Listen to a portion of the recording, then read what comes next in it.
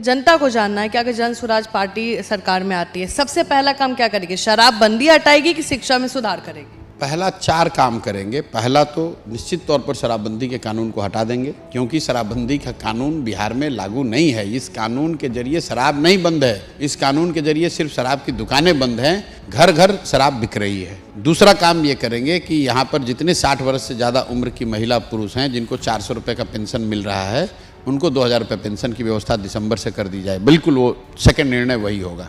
तीसरी बात जो की जाएगी कि यहाँ पर उन बच्चों को, जो गरीब घर के बच्चे हैं, उनको ये सुविधा दी जाएगी, उस सुविधा की शुरुआत की जाएगी कि जब तक आपके इलाके में सरकारी विद्यालय में सुधार नहीं हो रहा है, क्योंकि सुधार होने में साल भर, 2 साल, 5 साल समय लगेगा, तब तक आप अपने बच्चे को प्राइवेट स्कूल में कहीं उसका नाम लिखवाइए और उसका पैसा सरकार जनवरी से भरना शुरू। प्राइवेट स्कूल बिल्कुल भरेगी, रोज घोषणा कर रहे हैं। और चौथी बात जो मैंने कहा है कि साल भर के अंदर पलायन रोक दिया जाएगा, तो एक विशेष अलग से डिपार्टमेंट बनाकर सिर्फ और सिर्फ इस बात पर ध्यान केंद्रित किया जाएगा कि जो 50 लाख के आसपास लोग बिहार के बाहर गए हैं, उसमें से हम लोग का अनुमान है कि 25 से 30 लाख लोग वापस लौटना चाहते हैं।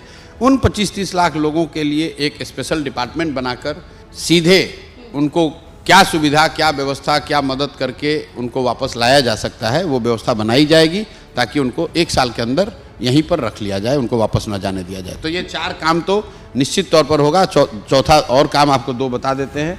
एक, मनरेगा को कृषि से जोड़ दिया जाएगा, ताकि अगली बार जब जनवरी के बाद जो खेती होगी, उसमें लोगों को, जो लोग भी फूड ग्रेन की खेती से हटकर नगदी फसल की खेती की ओर जाएंगे, उनको मनरेगा की ओर से मजदूर मिलने लगेंगे।